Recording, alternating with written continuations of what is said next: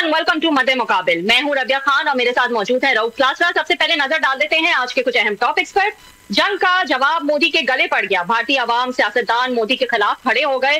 भारत के हमले तक अमेरिका का न्यूट्रल रहने का बयान। पाकिस्तान के जोरदार जवाब के बाद अमेरिका की हैरानकुन एंट्री। डोनाल्ड ट्रंप ने जंग बंदी किस वजह से करवाई। कांग्रेस के राहुल गांधी की चंद बरस कबल की गई तकरीर सच साबित हुई। चीन ने पाकिस्तान की जंग में किस तरह से मदद की। पाकिस्तान एयरफोर्स ने दुनिया भर पर धाक बिठा दी। खुसूसी गुफ्तगू और अहम तफसीलात हम जानेंगे पोस्ट वॉर एनालिसिस में कामरान यूसुफ के साथ। सफारती महाज पर भी भारत शिकस्त खा गया। अमरीकी सदर की जानिब से सीज फायर का ऐलान। एक बार फिर कश्मीर बैनुल-अक़वामी मसला बन गया। शिमला मुआहिदा खत्म। दुनिया भर की दिफाई मुबस्सिरीन पाकिस्तान की दिफाई सलाहियत देखकर हैरान रह गए। पाकिस्तान एयरफोर्स की दुनिया भर में पजीराई। अहम तफसीलात आपके साथ शेयर करेंगे। और जंग में शिकस्त के बाद सीज फायर का ऐलान करने पर भारतीय सेक्रेटरी खारजा और इनकी बेटी की सोशल मीडिया पर खौफनाक ट्रोलिंग, गालियां, गद्दार जैसे अल्फाज जोड़ दिए। इंडियन मीडिया भी बुरी तरह एक्सपोज हो गया इस जंग में। इन तमाम चीजों पर हम बात करेंगे, लेकिन सबसे पहले हम बात कर लेते हैं कामरान यूसुफ साहब, दिफाई तज्जियागार और सीनियर एनालिस्ट हमारे साथ मौजूद हैं। इनसे बात करते हैं। अस्सलाम वालेकुम कामरान साहब। जी अस्सलाम वालेकुम जी कामरान साहब, बहुत शुक्रिया ज्वाइन करने के लिए। कामरान साहब, अब जब ये जंग का माहौल जो है वो खत्म हो गया है, तो ऑब्वियसली हम जो है वो रिफ्लेक्ट बैक कर रहे हैं। आपका पोस्ट वॉर एनालिसिस मैं चाहूंगी इंडिया और पाकिस्तान दोनों को लेकर के। पाकिस्तान और इंडिया ने क्या खोया, क्या पाया, जंग किसके लिए ज्यादा नुकसानदेह साबित हुई और इसमें कौन से ऐसे हिडन मैं कहूंगी कि फवायद हैं या पॉजिटिव्स हैं जो कि इसके बाद निकल कर आए हैं, खासतौर पर पाकिस्तान के हिसाब से। देखें, पाकिस्तान और भारत के दरमियान ये हालिया जंग की अगर आप बात करें, अगर मैं पाकिस्तानी हूं तो मैं पाकिस्तान की कामयाबी की बात करूंगा। भारत है तो वो उसको अपने तरीके से पोर्ट्रे करता है। इसका जो बेस्ट मेरे ख्याल में अपना जो पाकिस्तान का तजरिया तो मैं बाद में दूंगा। जो एक न्यूट्रल और जो आउटसाइडर्स होते हैं, यानी कि जो इंटरनेशनल प्लेयर्स हैं, मीडिया है, एक्सपर्ट्स हैं, वो क्या कह रहे हैं इस वक्त, मैं जरा उस पर फोकस करना चाहता हूँ, ताकि क्योंकि एज अ पाकिस्तानी मैं बात करूंगा तो शायद लगेगा कि मैं तो पाकिस्तान के हक में बात कर रहा हूँ। मैंने जितना इंटरनेशनल मीडिया उठा के आप देख लें, जितने यूट्यूब के ऊपर जो एविएशन के एक्सपर्ट्स हैं, जो उनके वीलॉग्स उठा के देख लें, ओवरवेलमिंग जो मेजॉरिटी है उन्होंने ये कहा है कि इसमें Pakistan is a clear winner. ठीक है, बिल्कुल क्लियर उन्होंने कहा। और उसकी जो सबसे बड़ी वजह है कि हम उसकी जो बाकी निटी-ग्रिटीज हैं उसको छोड़ दें। जो बाहर की दुनिया है, ये पहला मौका है जब से चाइना की राइज हुई है कि Chinese technology versus western technology पहली मर्तबा किसी बैटल में ये टेस्ट हुई है। और पहली मर्तबा क्योंकि चाइना के बारे में ख्याल किया जाता था कि इनकी जो भी टेक्नोलॉजी है ये एक चीप एक कॉपी बनाते हैं और मगरिब का मुकाबला नहीं कर सकते। लेकिन जिस तरीके से जो J-10C हो, PL-15 हो, JF-17 थंडर हो या बाकी जो टेक्नोलॉजी हो, एंड डोंट फॉरगेट जो पाकिस्तानी एयरफोर्स, पाकिस्तानी पायलट्स की महारत है, उसने जिस तरीके से भारत को मात दी है, जो रफाल तैयारे गिराए हैं, उसके बाद तो आई थिंक जो ब्रॉडर अगर आप पिक्चर देखें तो absolutely Pakistan has emerged a winner. और जो आपने फायदों की बात की है, मेरे ख्याल में I will give credit to Modi कि उसने पाकिस्तान के साथ एक बहुत मैंने कहा सर्विस की है पाकिस्तान की। कि वो कौम जो बिल्कुल डिसअरे थी, बिल्कुल उनको अपने ऊपर एतमाद खत्म हो गया था, एक पोलराइजेशन थी, मोदी ने जो काम किया पहलगाम के बाद पाकिस्तान के ऊपर हमला करके, आज का पाकिस्तान और भारत ने जब पाकिस्तान के ऊपर हमला किया था, जमीन आसमान का फर्क है। आज अगर आप बाहर निकलें, पाकिस्तान ओवरसीज जो मैं लोगों से बात हुई है, एक उनको नया रिजॉल्व नजर आ रहा है, एक नया एतमाद, एक नया कॉन्फिडेंस नजर आ रहा है। क्योंकि पाकिस्तान के इस जो भरपूर जवाब से, जो मेरे नहीं ख्याल की दुनिया में कोई तवक्को कर रहा था कि पाकिस्तान इस तरीके से भारत को जवाब देगा। तासुर पाकिस्तान का ये था कि IMF के प्रोग्राम में है, इकोनॉमी हमारी स्ट्रांग है नहीं, इंटरनली हम इतने वीक हैं, लेकिन उसके बावजूद पाकिस्तान ने जो जवाब दिया है, जो 2-3 बड़े फायदे हुए हैं इंटरनेशनल लेवल के ऊपर। अब आपका स्टेचर बढ़ गया है और अगेन पाकिस्तान मैप में आ गया कि यार Pakistan is a power to be reckoned with. आप इनको इग्नोर नहीं कर सकते। इंटरनली उसका फायदा ये हुआ है कि आम लोगों में जो इतने अरसे से हम मार खा रहे हैं डिप्लोमेटिकली अदरवाइज, लोगों में एक डिस्पोंडेंसी थी, उनको अंदर एक जुनून और एक नया हौसला मिला है। तो clearly I think on all fronts, मतलब इररिस्पेक्टिव के जो मटेरियल लॉसेज और बाकी चीजों को छोड़ दें आप, मुझे लगता है कि आई थिंक पाकिस्तान को इसका सबसे ज्यादा फायदा हुआ है बनिस्बत भारत के। मैं आपसे ये आपने ऑब्वियसली मिलिटरीली जो है वो आपने बात की कि चाइना की जो भी टेक्नोलॉजी है उसका एक एनालिसिस खास तौर पर देखा गया एज कम्पेयर टू जो वेस्टर्न टेक्नोलॉजी है, और उसमें जाहिर है चाइनीज टेक्नोलॉजी जो है वो सबकत ले गया जब वॉर टाइम्स में उसको टेस्ट किया गया। लेकिन सिफारती सतह पर भी कामरान साहब मैं आपसे पूछना चाहूंगी, आपको लगता है कि जिस तरह की सिफारती कोशिशें हमने की और सिफारती सतह पर ये देखना कि चाइना ने जो है बिल्कुल स्ट्रांगली आके क्लियर वर्ड्स में जो है वो पाकिस्तान की सपोर्ट की, जबकि on the other hand America जिसकी हमें अक्सर फिक्र रहती थी और हम बैलेंस करने की कोशिश करते थे अमेरिका और चाइना को, और हम ये फिक्र करते थे कि इंडिया के जो है वो ज्यादा करीब हो रहा है, तो उस तरह से क्लियरली इंडिया को उस तरह से सपोर्ट नहीं मिली जिस तरह से मोदी जो है वो चाह रहे थे। स्पेशली इनिशियली जब ये पहलगाम अटैक हुआ था उस वक्त भी हमने देखा कि उस तरह से शायद सपोर्ट नहीं नजर आई। तो ये भी एक सपाटी सतह पे भी आपको लगता है कि हमारी कामयाबी हुई है? मेरे ख्याल में बहुत कामयाबी हुई है। इसका अगेन मैं रेफर करूंगा, मैं खुद बात नहीं करूंगा। इस सारे क्राइसिस के दौरान बीबीसी के ऊपर जो भारत के हाई कमिश्नर हैं इंग्लैंड के अंदर, यूके के अंदर, वो बीबीसी पे इंटरव्यू दे रहे थे और उन्होंने जब सवाल किया एंकर ने बीबीसी के, भारतीय जो हाई कमिश्नर हैं, उन्होंने कहा कि हिज एक्सेलेंसी आप जो बात कर रहे हैं इस वक्त अगर आप ओवरऑल इंटरनेशनल लेवल पर देखें, पाकिस्तान के साथ चाइना खड़ा है, पाकिस्तान के साथ तुर्की खड़ा है, पाकिस्तान के साथ अजरबैजान जो खुलकर सपोर्ट कर रहे हैं। इंडिया तो इस वक्त इंटरनेशनली आपको आइसोलेट नजर आ रहा है, आपके साथ तो कोई भी नहीं खड़ा। और इससे आप अंदाजा करें कि भारत, और उसकी जो सबसे बड़ी वजह थी कि जो पहलगाम वाक़े के बाद जिस तरीके से भौंडे तरीके से बगैर किसी सबूतों के, बगैर इंतजार किए उन्होंने पाकिस्तान के ऊपर इल्जाम लगाया, तो इंटरनेशनल कम्युनिटी, इंटरनेशनल मीडिया वो बिल्कुल समझ गया कि यार ये तो बिल्कुल इनका बगैर अभी ये अटैक जारी था, आपने पाकिस्तान के ऊपर इल्जाम लगा दिया। एंड डोंट फॉरगेट कि इस पहलगाम वाक़े के बाद हमला भी उन्होंने किया, 22 अप्रैल को ये वाक़या हुआ, पाकिस्तान और भारत के दरमियान जंग भी हो गई, और आज तक पता नहीं चला वो जो 3-4 जो भी अटैकर थे उनका कोई सिरा नहीं मिला, कोई क्लू नहीं है वो किधर गए हैं।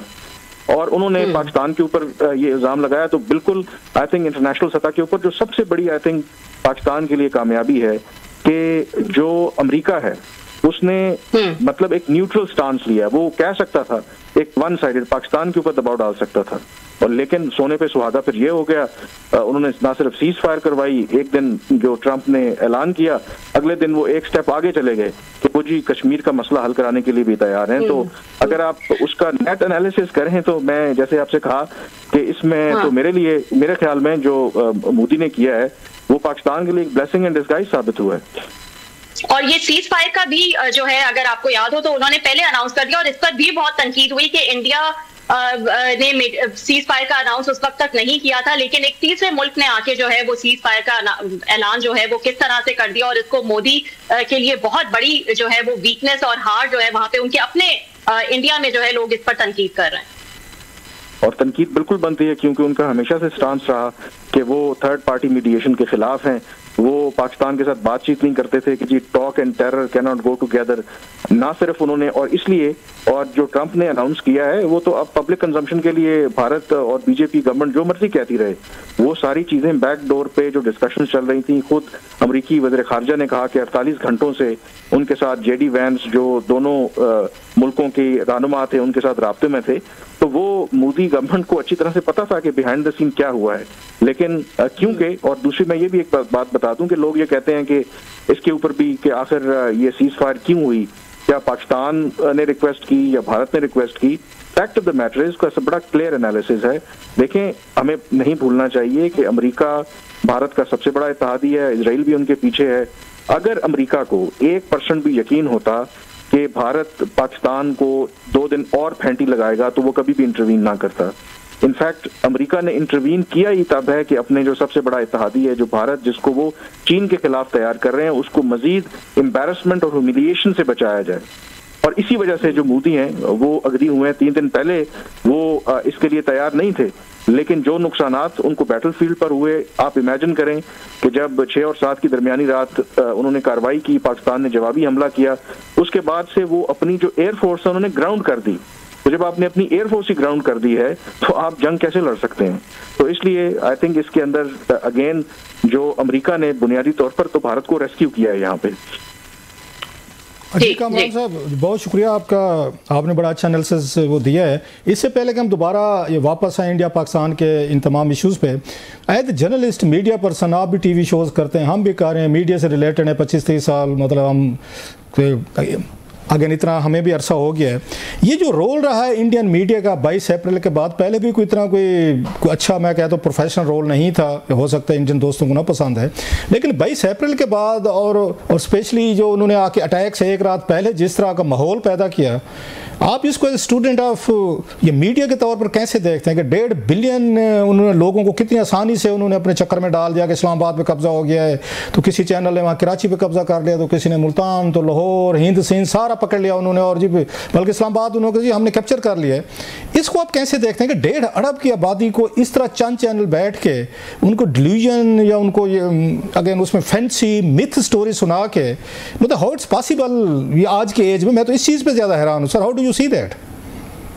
I think एक वॉर लाइक सिचुएशन में ये लेट्स एक्सेप्ट द फैक्ट कि जो भी मीडिया होगा किसी भी मुल्क का, वो जाहिर है कि स्टेट के नैरेटिव को प्रमोट करता है, लेकिन आपको डिस इन्फॉर्मेशन, मिस इन्फॉर्मेशन के दरमियान मतलब एक सटल वे में की जाती है। लेकिन भारत ने तो तमाम जो हदें हैं वो क्रॉस कर दी थी, और रेटिंग के चक्कर में या पता नहीं किसके चक्कर में जो भी उनको डिल्यूजन थी, और इसमें इसका एडवांटेज भी पाकिस्तान को हुआ। यही तो सबसे बड़ा पॉइंट है कि पहलगाम हमले के बाद भी, क्योंकि जो भारत की मीडिया की क्रेडिबिलिटी, एवरीबडी नोज दैट, और फिर इस क्राइसिस के दौरान भी इस तरीके से भारत रिपोर्ट कर रहा था, तो इसी वजह से भारत के मेन स्ट्रीम मीडिया को या अदरवाइज किसी ने सीरियस लिया ही नहीं है।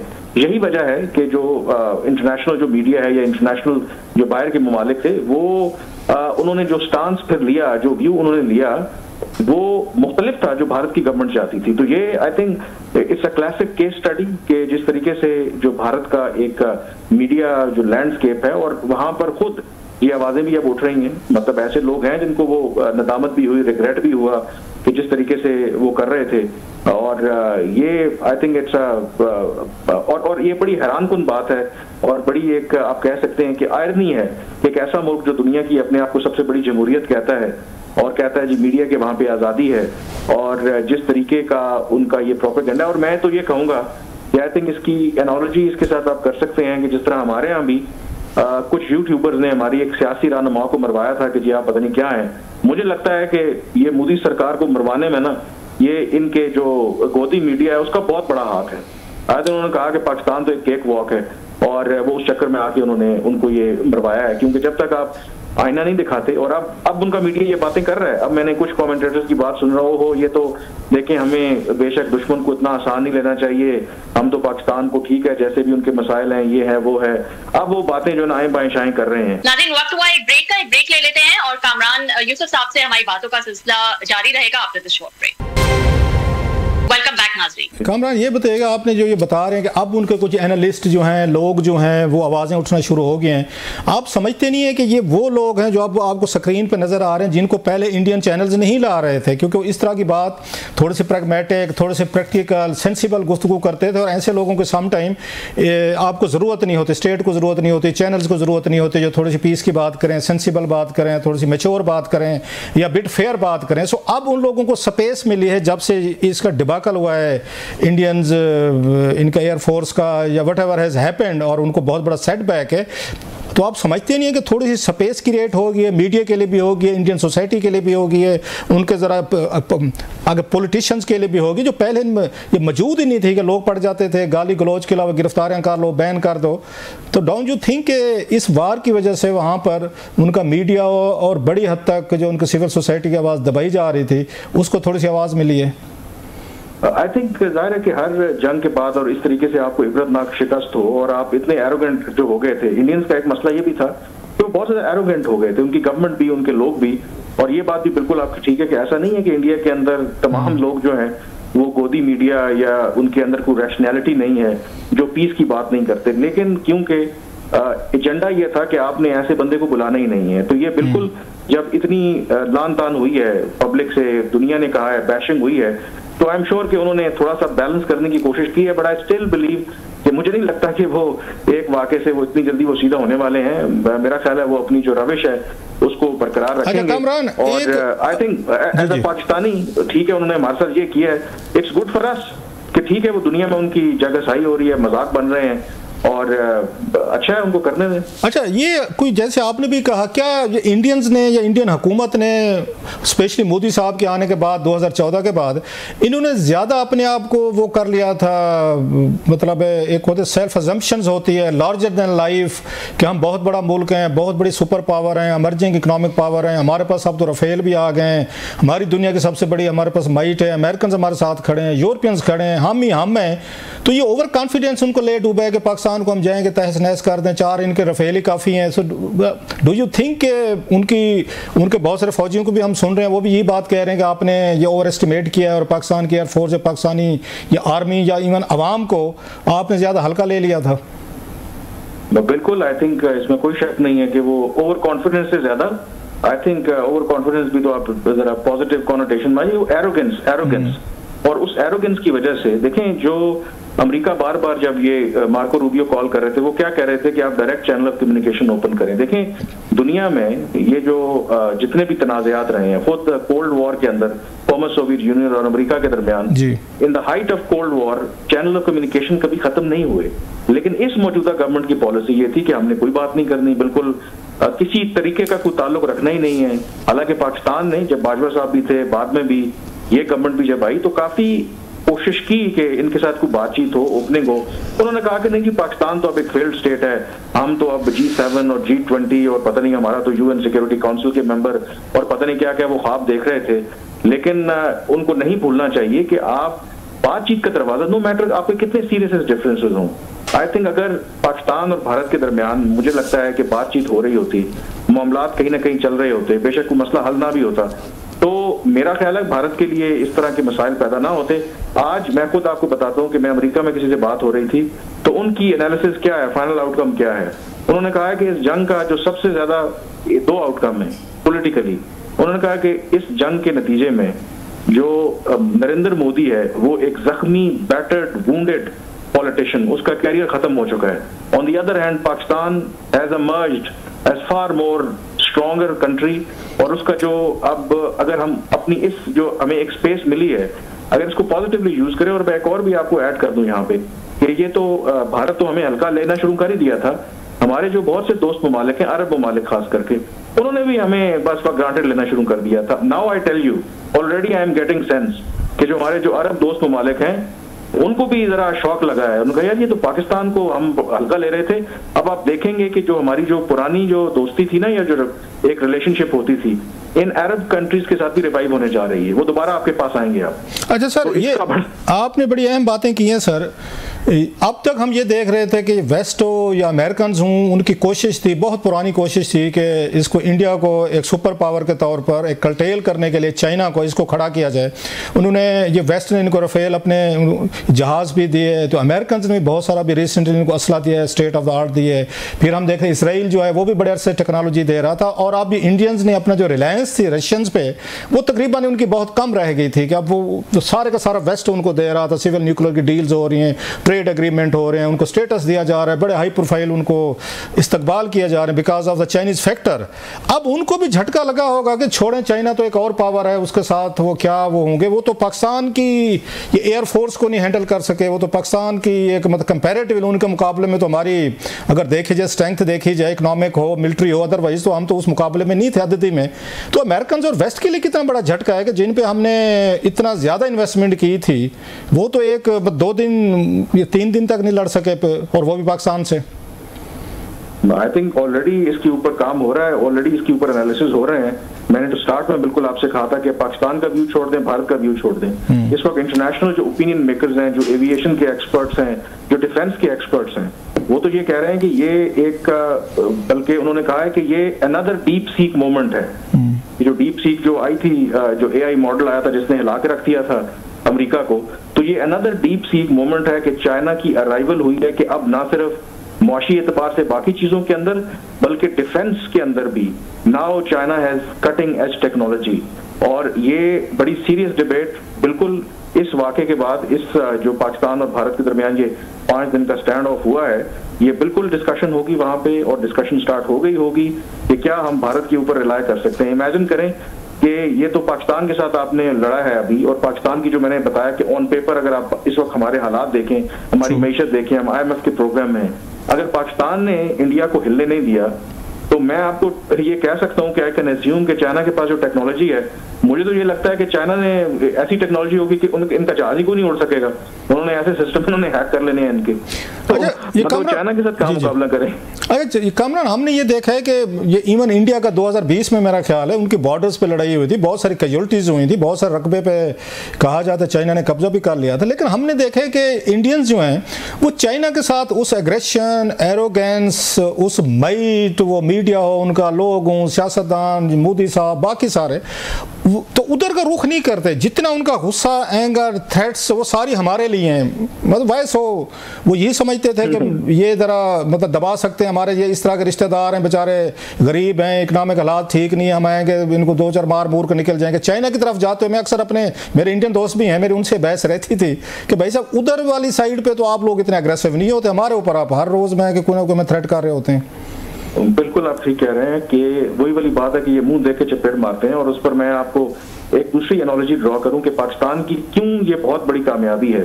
जो आपने बात की ना कि चीन के सामने भारत क्यों नहीं बोलता, उनकी तो उनके टेरिटरी पे शायद अभी भी बैठे हुए हैं। तो उसकी वजह ये है कि उनको पता है कि चीन जितनी बड़ी ताकत है तो चीन का जो रिस्पॉन्स आएगा तो हम तो हिल के रह जाएंगे। लेकिन सिमिलर इक्वेशन भारत और पाकिस्तान की भी है। जैसे भारत के सामने मतलब चीन की नहीं चल सकती, तो ऑन पेपर पाकिस्तान की भी भारत के सामने नहीं चलनी चाहिए। तो आप जरा इमेजिन करें, पाकिस्तान को निकाल दें बीच में से, ये 5 दिन की लड़ाई भारत और चीन के दरमियान हुई होती। China being a bigger power, उसके मुकाबले में Bharat being a smaller power. अगर यही भारत 5 जहाज गिरा देता उनके चाइना के, ठीक है, चाइना इज इमर्जिंग पावर, आप मुझे बताएंगे चाइना की क्या औकात रह जानी थी, मतलब कितनी बड़ी वो, उसको कैसे दुनिया देखती। तो शायद अब आपको समझ आए कि जब दुनिया जब देख रही है ना कि भारत दुनिया की 5वीं बड़ी मीशत, वेस्ट के इत्तेहादी चीन के खिलाफ आ रहे हैं, Pakistan on the other hand on the face of it failed state, मतलब स्ट्रगलिंग इकोनॉमी, उसने इनको हिला के रख दिए। इनके 1 घंटे में 5 जहाज जो है वो गिरा दिए हैं। तो मुझे आप बताएं। अच्छा, अभी हम राहुल गांधी का एक पुराना क्लिप चल रहा है, आजकल इंडिया में बड़ा वायरल है, हमारे यहाँ भी है तो पुराना कोई 6 साल पहले का, कि वो ये समझते हैं कि जनाब कि हमारी जो कांग्रेस की पॉलिसी थी जिस पे पूरी इनकी बीजेपी और उनके वो सारे जो हैं मोदी साहब और उनकी पार्टी के लोग जो है मजाक उड़ाते थे कांग्रेस का कि आप ना ये पाकिस्तान प्लीजर हैं, आप मुज़ाकरात करते हैं, आप तल्लुकात ठीक करने की बात करते हैं, फ्रेंडली रिलेशन बला बलू, आपने पाकिस्तान को बहुत बड़ा वो बना दिया है, आपने उनको सर पे चढ़ाया हुआ, लिहाजा अगेन हम जो हैं हमने पाकिस्तान को ठीक कर दिया, हम इनको थ्रेट करते हैं, हम इनको बुली करते हैं, इनको जरूरत नहीं होती। तो उनका ये कहना था कि आप लोग जो हैं इस इनसिक्योरिटी की वजह से जो आप पाकिस्तान के अंदर ला रहे हैं कि बिकमिंग ए बिग पावर, उनसे बातचीत नहीं कर रहे, मुज़ाकरात नहीं कर रहे, वीज़े बंद, आना जाना बंद, आप पाकिस्तान को चाइना के करीब लेकर जा रहे हैं कि वो उनके साथ ज़्यादा करीब हो जाएगा जो हम नहीं होने देना चाह रहे थे। And that's what exactly has happened, जो इंडिया में इस वक्त वो वायरल हो रहा है। How do you see that कि वाकई पाकिस्तान जो अपनी सिक्योरिटीज़ की वजह से वो चाइना के करीब गया है, क्योंकि अमेरिकन हमसे वो डिस्टेंस पे चले गए थे, वो तो बकायदा इमदाद ही बंद, तो बहुत सारी सैंक्शंस भी लग रही थी। आई थिंक ये बिल्कुल जो राहुल गांधी का पुराना, बिल्कुल मैंने ये क्लिप देखा हुआ, बिल्कुल ये बहुत रेलेवेंट बात है। हालांकि वो राहुल गांधी का मजाक उड़ाते हैं, सॉरी आपकी बात कह रहा हूँ, उसके बारे में भी बड़े बड़े नेम कॉलिंग होती रहती है, वो जो बीजेपी जो है वो, मैं यही कह रहा हूँ कि उनका एनालिसिस बिल्कुल ठीक था। और इसमें और चले जाएं जो उनके खुद जो वहां पर जिस तरह परवीन सोनी उनके बड़े अच्छे डिफेंस एनालिस्ट हैं, वो इस बात पर कन्विंस्ड हैं कि ये जो पाकिस्तान और चीन वैसे स्ट्रेटेजिक पार्टनरशिप थे, लेकिन जो एक्चुअल डिसीजन दिया उनकी पीपल्स लिबरेशन आर्मी है क्या पाकिस्तान के साथ क्लोज काम करना है, फुल टेक्नोलॉजी ट्रांसफर करनी है, वो हुआ है जब आर्टिकल 370 को खत्म किया है मोदी ने। मोदी के उस ब्लंडर की वजह से उन्होंने कहा है कि चीन और पाकिस्तान पहले से भी ज्यादा करीब आए हैं। और ये जो टेक्नोलॉजी के ऊपर काम हो रहा था, ये 2019 से वो कहते हैं कि शुरू हो गया था। और इसमें कोई शक नहीं है कि जो आप डिप्लोमेसी होती है ना, कि भारत के अंदर ये जो सेनर वॉइसेस हैं वो कहते थे कि टू फ्रंट सिचुएशन है, मसलन एक तरफ आपके पाकिस्तान है, दूसरी तरफ चीन है। तो जो समझदार लोग हैं उनका ख्याल था कि चीन बीइंग अ बिगर कंट्री हमारा असल राइवल है, तो हमें पाकिस्तान के साथ दोस्ती बना के रखनी चाहिए। पाकिस्तान के साथ हमें दोस्ती करना कदरे आसान है। और ये भी मैं आपको बता दूं, 2020 में आपने जो गालवान वैली का और जो तनाज़ा, उसमें हम बड़े जेनरस थे। जो उस वक्त हमारे आर्मी चीफ थे जनरल बाजवा, उस वक्त के उनके आर्मी चीफ जो भारत के, उन्होंने खुद एक्नॉलेज किया था कि पाकिस्तान ने जब हमारी लड़ाई हो रही थी चीन के साथ, बॉर्डर के साथ तनाव था, तो पाकिस्तान ने कोई एडवांटेज लेने की कोशिश नहीं की।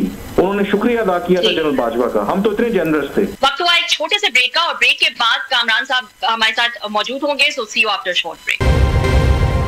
वेलकम बैक नाज़रीन। ये कमरान, आपने जो अभी बात की है कि इंडियंस आर ग्रेटफुल कि हमने बॉर्डर इधर से ओपन नहीं किया 2020 में, तो ये तो उसी तरह की सिचुएशन है 1962 में भी कहा जाता है कि उस वक्त जब ये चाइना की और इंडिया की लड़ाई हो रही थी, जना अयूब खान साहब थे, तो पूरा बॉर्डर जो है ये खाली पड़ा था और पाकिस्तान एडवांटेज ले सकता था, लेकिन उस वक्त अमेरिकन का दबाव था कि आपने कोई अपनी आर्मी को वो नहीं करना, आपने मूव नहीं करना और ये पूरा कश्मीर वगैरह सारे मसले नहीं हल करना। डू यू थिंक के 2020 में भी इसी तरह का प्रेशर अमेरिकन की तरफ से आया होगा कि आपने मूव नहीं करना क्योंकि वो चाइना के साथ इस वक्त एंगेज है इंडिया?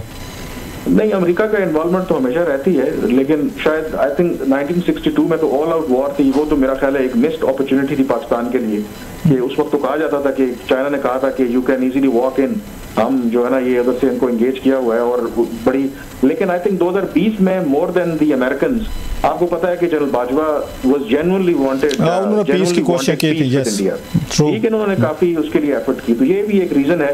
बट मैं कहने का मेरा मकसद ये है कि वो जो राहुल गांधी की आपने बात की थी वो बिल्कुल ठीक बात है कि अब क्या बात हो रही है कि उनके जो सेनर वॉइसेस हैं वो यही कह रहे हैं कि बेसिकली जो आप पाकिस्तान के साथ लड़ रहे हैं ये आप पाकिस्तान के साथ नहीं लड़ रहे, असल में पीछे अब चाइना है, ये है री इन्फोर्स्ड फ्रंट वन, कि उस जो री इन्फोर्स्ड फ्रंट है ना उसके पीछे अब चाइना आ गया है, और इसीलिए भारत के लिए अब पाकिस्तान को भी डील करना जो है वो बहुत मुश्किल है। अच्छा, ये बताइएगा आपकी, क्योंकि आपकी डिप्लोमेटिक सर्कल्स में भी एक अच्छी खासी आपकी एक तल्लुकात हैं, मतलब आपके वहाँ कंटैक्ट्स बड़े अच्छे हैं, आपके डिफेंस में हैं, आपके इंटरनेशनल लेवल पे हैं, आप सारी चीज़ें समझते हैं, वो क्या देख रहे हैं, सोच रहे हैं कि अभी जो सीज़ फायर चल रही है, जितना दबाव आ रहा है इंडिया पे इस वक्त और इंडियन की लीडरशिप स्पेशली मोदी साहब, he is under massive huge pressure और अब वहाँ पे आवाज़ें उठना शुरू हो गई उनके खिलाफ, ये सीज़ फायर होल्ड करेगी या मोदी साहब या हुकूमत जो है उनकी कोई और अटेम्प्ट करेगी टू रिगेन द लॉस्ट ये ग्लोरी? आपको क्या लग रहा है कि सीज़ फायर कामयाब रहेगी, कोई मुज़ाकरात कामयाब होंगे जो होने हमारे? देखिए, जो सीज फायर है मुझे कामयाब, मसलन अगर तो लाइन ऑफ कंट्रोल की हद तक है ना, तो वहां पर तो हो सकता है कोई जो रूटीन में भी चीजें होती रहती थी, अगर भारत ने सीज फायर तोड़ी भी तो मेरा ख्याल है कि वो लाइन ऑफ कंट्रोल की हद तक करेंगे। मेरा अपना एनालिसिस है कि वो इमीडिएटली जरूरत नहीं करेंगे, जिस तरह से उन्होंने अदरवाइज मिसाइल मारे हैं या ड्रोन्स भेजे हैं, वो आई डोंट थिंक सो कि मोदी एटलीस्ट फॉर नाउ कोई हिम्मत करेंगे। उसमें जो दूसरा इंपॉर्टेंट कैच है कि शायद उससे वो भागने की कोशिश करें, जो अमेरिका ने कहा है कि इस डील का जो दूसरा हिस्सा है वो ये है कि पाकिस्तान और भारत एक न्यूट्रल कंट्री के ऊपर a broad range of issues के ऊपर बातचीत करेंगे। ये वो इशू है जो मेरे ख्याल में भारत की जो या मोदी की जो पॉलिसी है वो उनके लिए एक सुसाइडल है, उससे वो भागने के लिए कोई आए बाएं शाएं कर सकते हैं। अदरवाइज मुझे नहीं लगता कि जो ये जो फेज गुजर गया है कि दोबारा हम उसी तरह की वॉर लाइक सिचुएशन में immediately in the near future आ सकते हैं। और जो मैंने आपको बात बताई कि असल में जो उनकी एयरफोर्स को झटका लगा है, जो उन्होंने अपनी एयरफोर्स ग्राउंड करनी पड़ी है, जो हमने उनको सरप्राइज और शॉक दिया है, और आजकल के दौर में अगर आपके पास एयर पावर नहीं है तो बाकी आप कुछ भी नहीं कर सकते। अच्छा, ये बताइएगा कि मोदी साहब तो ये फैसला कर चुके थे, बल्कि वो तो अपने शादियाने बजा चुके थे, जो हमने देखा 2019 में 5 मेरा ख्याल अगस्त था जब उन्होंने पूरे कश्मीर को हिस्सा बना लिया, 370 एब्रोगेट कर दिया कि ये मसला हमेशा के लिए हल हो गया है। ये ट्रंप साहब ने जो कहा है कि नहीं जनाब कश्मीर का मसला जो है अभी रहते और हम इसको हल कराने की कोशिश करेंगे, डू यू थिंक कि कोई अमेरिकन सीरियसली एफर्ट्स कर सकते हैं? और अगर ये बात उन्होंने अपने ट्वीट में डाली है तो उनकी इंडियन से भी कोई ना कोई बात हुई होगी, इसके बगैर तो मेरा ख्याल है शायद वो इतना बड़ा अनाउंसमेंट वो ना करते। डू यू थिंक के इंडियंस स्पेशली मोदी साहब और उनकी हुकूमत राजी हैं पाकिस्तान के साथ कश्मीर पे बात करने के लिए, कटसी अमेरिकन, और जो अब बातचीत होगी हमारी उसमें टॉपिक पे आएगा? क्योंकि वो तो कहते हैं हमने मसला हल कर लिया था, अब वो कह रहे हैं, उसके बाद ट्रंप साहब कह रहे हैं नहीं जनाब ये तो रहता है और अब इस पर बातचीत होगी। तो how do you see that sir? देखिए, भारत के कहने से कोई फर्क नहीं पड़ता, internationally Kashmir still remains the issue. और इस वाक़े के बाद, पहलगाम और दोनों मुल्कों के दरमियान जंग के बाद, वो तो दोबारा से इंटरनेशनलाइज हो गया है। मेरा जो ख्याल है, मतलब I don't have the information, मुझे जो अपना जो मेरा तजुर्बा कहता है कि ये जो पिछले जो भी सीज फायर और बाकी जो पीछे बैक चैनल चले हैं, आई थिंक वो ब्रॉडर मेरा ख्याल है को agreement between all the players हुआ है। बिकॉज डोंट फॉरगेट कि हम अमेरिका की बात कर रहे हैं, इसमें सऊदीज भी इन्वॉल्व हैं, यूएई भी इन्वॉल्व है, यूके भी इन्वॉल्व है, बहुत से कंट्रीज इसमें इन्वॉल्व हैं। तो उनको ये लगता है कि there is a serious effort, और ये सीरियस एफर्ट होगी, और उसमें ये बिल्कुल आप कह रहे हैं कि ये रिवाइव हो सकते हैं पुराने जितने जो माजी में जो बातचीत पाकिस्तान के दरमियान होती रही है, और एडवांटेज अब पाकिस्तान को क्या हुआ, मैं जो बात कर रहे थे कि जो फायदे और नुकसान क्या हैं, अब पाकिस्तान मुज़ाकरात की टेबल पर जब बैठेगा तो I feel it will be more confident Pakistan. चूंकि बैटलफील्ड के ऊपर आपने भारत को जरा शिकस्त दी है ना, आई थिंक जब बाजवा थे तो शायद उस वक्त ये तासुब भारत ने लिया था कि पाकिस्तान क्योंकि मुआशी तौर पर कमजोर हो चुका है, पैटफ की ग्रे लिस्ट में भी है और पाकिस्तान के बड़े प्रॉब्लम है, इंटरनेशनली आइसोलेट हो गया है, तो पाकिस्तान को ब्रीदिंग स्पेस चाहिए। हाल बिल्कुल मुख्तलिफ है। तो मेरे ख्याल में अगर हम इस अपॉर्चुनिटी को ठीक तरीके से इस्तेमाल करें तो डिप्लोमेटिकली बहुत सी जगहों के ऊपर हम बहुत फायदा उठा सकते हैं। लास्टली आपको ये ट्रम्प साहब ने जो इन्होंने कहा जनाब कि नाना पावर बिजनेस के घर मरे जो लड़े, आप तो हर 5 साल बाद एक दूसरे के गिरबाने पकड़ लेते हैं, पूरी दुनिया फिर आपके पाँव पकड़ लेती है, तो फिर आप छूटते हैं, इसकी दफ़ा आप लड़ लें। लेकिन इमीडिएटली जब देखा चीज़ें वो मतलब हार्ट हुई हैं तो फौरी तौर पर उन्होंने इंटरवीन किया। या आपको लग रहा है कि उसमें यूक्रेन और उसके रशिया की वार का उन्होंने कहा था कि जो ही मैं ये प्रेसिडेंट बनूंगा विद इन आवर्स ये सीज फायर हो जाएगी, जो कि नहीं हो सकी। So he might be carrying a bit embarrassment. So उन्हें ज़्यादा अच्छा मौका मिला अपने आप को यहाँ पे ये करने का कि पाकिस्तान इंडिया एक न्यूक्लियर फ्लैश आपका पॉइंट है, तो मैं यहाँ सीज फायर करा के अपनी रेपुटेशन और अपनी जो मेरी प्रेस्टीज है उसको बहाल करूँ। मैं आई थिंक उसके अंदर ये फैक्टर भी है, बट इम्पोर्टेंट फैक्टर ये है कि जब पाकिस्तान की तरफ से रिस्पॉन्स आया, आई थिंक वो उसने बड़ा रोल प्ले किया। उससे पहले ही अमरीकी इन्वॉल्व थे, वो कह रहे थे कि बातचीत होनी चाहिए। जो भारत था उनकी तरफ से इनकारी थी, वो मोदी साहब को लिफ्ट नहीं करा रहे थे। लेकिन जब बैटलफील्ड में मोदी सरकार को जब जिस तरीके की मार पड़ी, फिर मोदी साहब ने एग्री किया, और फिर जब उन्होंने एग्री किया तो फिर ट्रम्प साहब ने तो फिर मौके से फायदा उठाना था, उन्होंने क्रेडिट लेना था और उन्होंने क्रेडिट लिया। बहुत शुक्रिया sir, thank you very much for joining and enlightening अस। बहुत बहुत शुक्रिया। कामरान यूसुफ साहब जो है वो हमारे साथ मौजूद थे। Thank you so much Kamran for joining us. बता रहे थे कि पोस्ट वॉर एनालिसिस के हवाले से बात कर रहे थे। इस वॉर के बाद किसने क्या खोया क्या पाया, पाकिस्तान और इंडिया दोनों साइड्स ने। और जैसा कि इन्होंने कहा कि ना सिर्फ पाकिस्तान इंडिया बल्कि दुनिया भर में ये एनालिसिस किया जा रहा है कि ना सिर्फ मिलिट्री सतह पर बल्कि सफारती सतह पर भी पाकिस्तान जो है एक बेटर पोजीशन में नजर आए हैं आफ्टर दिस वॉर। आज के लिए इतना ही, कल आपसे फिर मुलाकात।